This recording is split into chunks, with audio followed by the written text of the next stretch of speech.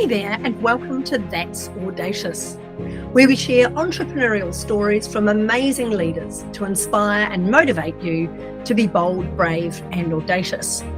I'm your host, Lauren Clemett, the brand navigator, here to share stories that will make you say, well, that's audacious.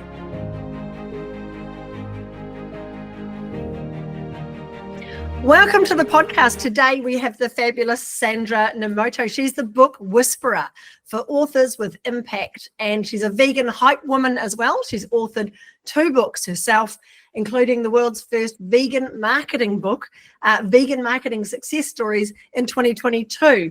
On the side of her desk, she hosts the Veg Network Canada, which is an awesome networking group, and it's Canada's only vegan networking group. Sandra, it's awesome to have you here on the podcast. Thank you so much for joining me.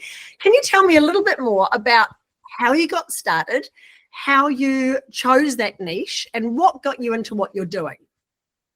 Yeah, first of all, thanks so much for having me on, Lauren. I'm absolutely thrilled. You have one of the best named podcasts there is. I guess this journey started in 2020. So I had previously closed my public relations agency. I was freelancing for about 1.5 years. I was a new vegan and kind of just exploring different career opportunities. So I sat down to meditate at the end of 2019, and I got that booming intuitive voice that told me, you're a vegan and you'll always be writing. So put those things together. And I know enough times when I ignore my intuition, it just comes back to me at some point later stronger. So I heeded the call. I threw up a service page up on my personal website, which is still the site that I use now. And I just started tapping into my network and asking folks, who do you know who runs a vegan company who needs a content writer? And that's how it kicked off. And because of the pandemic, I had more time on my hands, and I started taking courses in book editing and book formatting, because I thought to myself, books are the longest piece of content you could possibly work on. And I had self-published my first book, a workbook.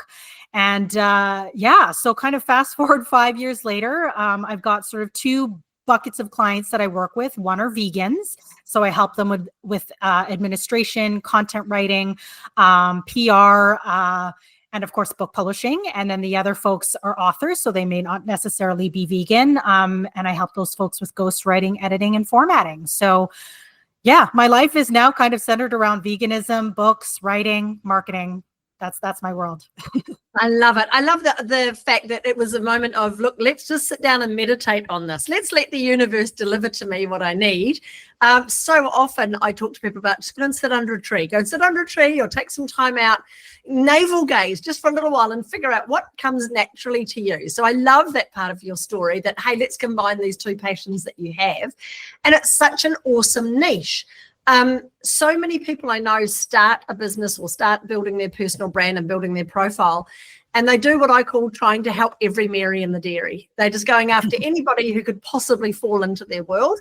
Whereas you've done it so well in terms of finding a niche, and you've started off helping those people, and then that niche has just widened out over that bell curve to reach other people who might not necessarily be vegan, but they still want what you have, which is awesome, awesome, awesome. So what were some of the challenges that you had? I know you said you started this during COVID. That would have been quite a challenge in itself. But what are some of the challenges you've had in order to build your own profile and the things you've overcome? Yeah, that's a great question. I was really fortunate in 2020 to land a pretty steady client. I'm not with them anymore, but essentially somebody that I was working with co-founded a new company and wanted to build an online magazine to support that company and asked me if I could edit this magazine. And I said, I don't know how to do that, but yes, I'll learn.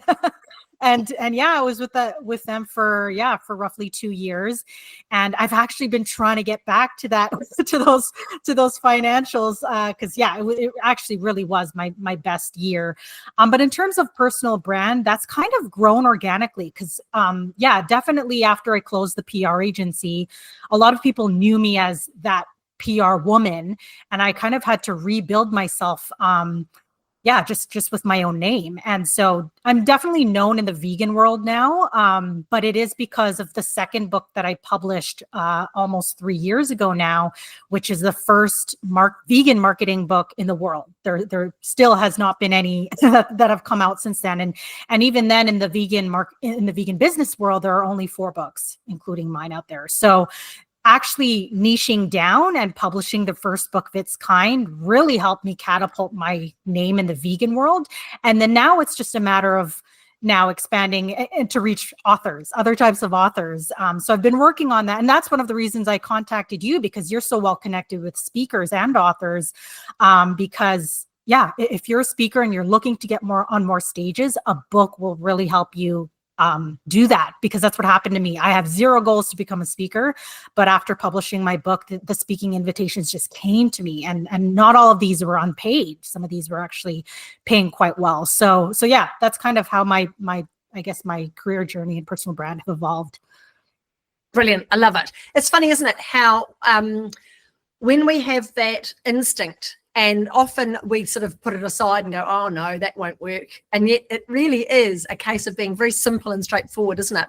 So when we talk about your vegan marketing book, let's just make sure the listeners understand this. Is it a marketing book for vegans in order to make the right decisions around their marketing? Or is it for somebody who's got vegan products or services and it's specifically for them? How does that work? Yeah, I would say a little bit of both. Certainly for vegans, because I'm writing from a vegan lens, right? For vegans who are interested in starting their company and growing their company, absolutely. But I also wrote it for folks who may not be vegan themselves, but perhaps they're in a marketing role at a vegan company. And again, they just need kind of that vegan lens to see, like, yeah, what are vegans about? And what kind of marketing tactics are the companies of today using? And that's why this is actually a contributor-led book.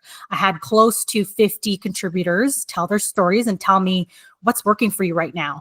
And then on top of that, almost 50 contributors, I had another almost 50 examples that I pulled from online and got examples to use. So even though the book is a couple of years old now, I think it's still totally relevant for businesses today, because I really wanted to cover all of the possible tactics you could do to grow your company. Yeah, brilliant. I love it. And it is that it's an interesting thing, isn't it? Is you sort of assume that everybody knows what you know.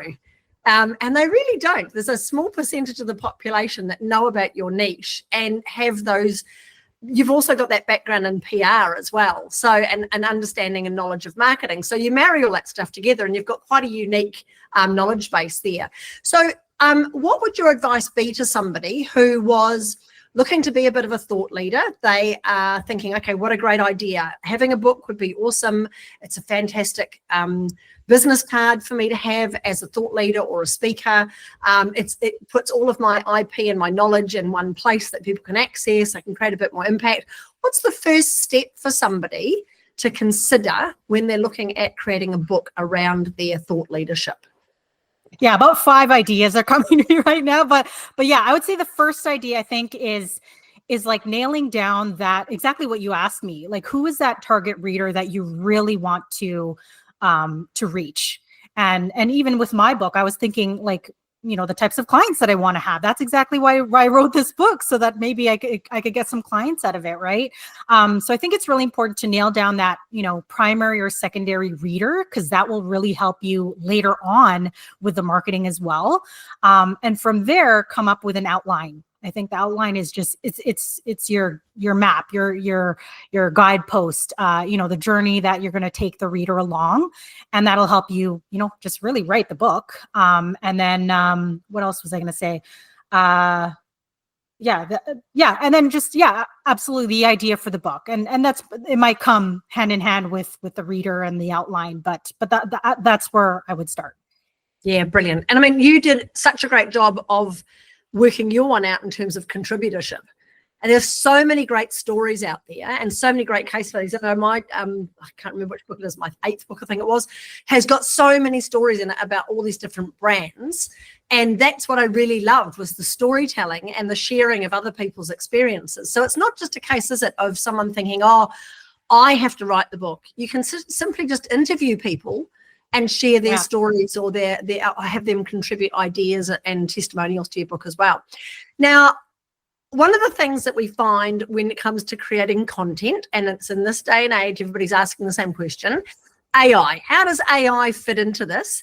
Are you seeing, as someone who helps people to create and distribute and market their own books, are you seeing an impact that AI is having on the type of content that's being written and the amount of books that are being written that perhaps, I'm going to put my own lens on this, aren't as good as they could be because they're totally written on AI? What are you seeing at the moment that's happening? In terms of content marketing, for sure, because I can tell you as a writer, I am not getting as many leads as I used to. And that's why I'm glad that I have these other revenue streams, is because compared to 5 years ago when I started as a copywriter, I'm just not getting those requests for help anymore. And I think it's because people are using AI to either write their content or just generate ideas for them, right? And I think that's not a bad thing. You know, it makes marketing very accessible, especially to founders or small business owners who don't have a lot of budget and can't yet afford to hire a writer or a marketer yet. On the other hand, with books, I have not written a book or read a book that's been completely written by AI yet. I think just last week or 2 weeks ago, I came across a title on Amazon, and that was the first time that I saw that it was co-written by AI, and it just rubbed me the wrong way. It's like I don't know. It's kind of like you're sharing your credibility with a bot, right? And you know, I shouldn't judge. You know, maybe I should give one of these books a try and see how good it actually is. But yeah, as somebody who ghostwrites and edit books for authors, I would definitely say don't use it to write your books. You know, use it as an editor, use it as a marketing tool. But yeah, it just irks me as right now, at least, seeing a book that's co-written by AI. Yeah. In fact, I've seen a number of authors actually proudly stamp their book not written by AI, you know, to make sure I've seen that too. That credibility and that value. Because I guess having a book, it does definitely add to your profile, doesn't it? If you want to get those speaking gigs, if you want to be seen and known as an expert, saying I've written a book, I've authored a book and it's become a bestseller or it's won awards or whatever it is, all of a sudden your credibility just levels up and up and up, doesn't it? One of the hardest things, of course, with writing a book isn't the writing of the book, and we know that, it's the marketing of the book. What are you seeing most people fall into the trap of when they are creating books, Sandra, that perhaps you can help them avoid those pitfalls as a new or an upcoming author? Yeah, a lot of folks that come to me are just focused on getting their book done, or should I publish it traditionally, because I don't have the budget to self-publish. And you know, I'm hearing that even if you are traditionally published nowadays, you're responsible for the marketing. So you have to delve into the marketing, whether you like it or not. It's just, anybody can throw a book up on Amazon these days, right? You just need to have marketing as part of it, part of the journey, so that your book can reach readers. That's just part of it. You know, in terms of strategy, I'll tell you what I did with mine. I did, 4 months of straight daily social posts. I did weekly blasts to the folks on my newsletter list, weekly blogs. And then, yeah, I did about a year of my own publicity, which actually, honestly, I still never say no to podcasts, even though the book is 2.5 years old now. What else? Yeah. And then we can go into physical launches, virtual launches.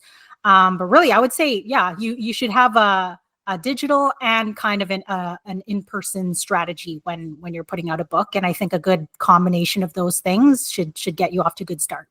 Yeah, awesome. And speaking of which, do you think it's always necessary to have a book launch, or is it, because it used to be a big deal and people would come in and have canapes and wine and, a big event. And is it just one bite of the cherry when you launch your book, or can you draw that out a bit more to get a bit more bang for your buck when it comes to launching your book? Yeah, I would say it depends on the resources you have. I know people who have done sort of that city to city bookstore tour or plan to. For me, I did 2 in-person launches, one at a store that was carrying my book, Vegan Supply here in Vancouver. It's the only vegan grocery store, so it really made sense. And then the other was an event that I got invited to with other vegan vendors. But I do wish that I had done a virtual launch because most of my readers are not, in my city. And I missed out on that opportunity for, to read them a chapter or for folks to ask me questions. And then, usually a lot of these online launches have some sort of giveaway component too. So that might have been nice. So yeah, I think it depends on your resources. You can definitely just do online, again, because readers are global. But yeah, if you've got the resources to do something locally, or yeah, your book is being widely distributed, and so it makes sense to do bookstores, in other cities, then why not? Yeah, I love it. And that's a really good idea, isn't it? If you've got a theme or a topic around your book, if it's vegan, or maybe you've written a book, it's a fiction book about, something that happens on a train or whatever, you'd launch it in a train station. Or, maybe if it was about a romance novel, you might hold it in a really romantic setting. Or if it's a business book, it might be, a business lunch that you have with people. So yeah, what a great idea to really think about the way you position even the launch of your book around the theme and the topic of the book. Cool idea. Love that. You are listening to That's Audacious podcast. We interview amazing people who are doing incredible things to grow their profile. If you want to know more about our episodes, please just look for us wherever you find your favorite podcasts. Now, Sandra, have you got like an action step? I know a lot of people, when it comes to saying, I really want to write a book, or I know I've got a book inside me, and they put it off and they have all these excuses. What are some of the action steps you could use to encourage people to just get off their bums and write their book? Oh gosh, aside from some of the things I mentioned earlier, thinking about the reader, maybe doing an outline, I think a great thing to do is to tell someone. So that could be, somebody in your friends and family circle. But yeah, if you're feeling a little bit more audacious, go out and see if you can find that target reader and ask them, would you read a book about this? Because if you get yes back, then that's kind of the universe and your ideal reader telling you got to get this book out there. So yeah, for me, I think motivation from other people is great. Because in the end, that's who we're doing this for. That's who we're writing these books for. So yeah, I love it. There's something about being accountable, isn't there? Putting a date on there. I know my last book, I was asked to speak at a conference, and they said, have you got books that our people could have? And I went, sure. And then I quickly had to write a book in about 3 months. Wow. So yeah, it's always good to have a deadline and that accountability, and maybe a writing buddy. And so can you outline a little bit for us about what you do specifically to help authors and the sorts of things? Is it cover design? Is it editing? Give us a bit of an idea of the services that you have. Yeah, I've been doing mostly editing and formatting, and I would say mostly nonfiction books. I've ghostwritten 2.5 books now. The half she just launched her book this week, so it's really exciting. But yeah, my ghostwriting process is not like, I do interviews and then I go off and write something, completely different from your voice. I really like to use Zoom and transcribe as much as possible in the voice that, in the voice that the person has spoken in, so that it's as true to your voice as possible. That's really my style. But yeah, I would say those are my 3 core services. I can help on the marketing side, but only for vegan authors, because that's where most of my connections are. But yeah, ghostwriting, editing, formatting are really the 3 core services I have. Yeah, brilliant. Brilliant. I love it. Now, Sandra, final question for the interview today. If you could go back in time to whatever time you wanted to give yourself some advice, what might that be? Ooh, I think I would tell my younger self to keep writing more fiction and poetry, because in my adult life, when I started doing more corporate writing, I feel like I kind of lost more of that creative writing sense. And I wish I had kept that. I'm working on a memoir right now, and I think a lot of that language could, be injected into it. So yeah, I would say keep writing those specific types of writing. Yeah, brilliant. There's something to be said, isn't there, for the ability just to sit and write without any goal. So you might have your book project there that's got deadlines and it's got certain things you have to do, but you might also have some poetry or just creative writing or storytelling on the side, just for your own sense of well-being, that you've got that happening. And there's something about just sitting and writing, isn't there? People just love it. And maybe I have heard of a lot of people who don't specifically like writing, but these days they can just talk to a device like we are today, and then get it transcribed and go from there. So there's so many different ways that you can be creative and keep on track with what you're doing. Any final advice that you've got for our listeners if they are thinking about getting a book together, becoming a bit more of a thought leader in their industry? Any advice you'd like to give them? Yeah, I would say who you are is your superpower. I've learned these last 5 years that, being a woman of color, being a vegan, these are not things that, maybe historically would bring you down, but they're my superpowers. They've built my career thus far. And so whatever niche it is that you specialize in or that that's who you are and that's what you bring to the world. So use that to your advantage. Yeah, brilliant. Lean into it and go for it. Create a book, get it out there. You've got loads of impact to make on the world and your story deserves to be out there for sure. Sandra, it's been an absolute pleasure having you on the That's Audacious podcast today. If you want to know more about Sandra and what she's doing, if you've got a book you want to get written, certainly if you're a vegan in the vegan space, this is the expert to talk to. All of the links for Sandra and what she does will be below this podcast. Thank you so much, Sandra. Love what you're doing and we'll talk again soon. Thanks, Lauren. You're so welcome. Thanks so much for listening to the That's Audacious podcast. Remember, there's no place for modesty in business, and you do deserve to be well-known, well-paid, and wanted. For more episodes, please subscribe to the podcast on your favourite channel or follow us online. The links are in the description below.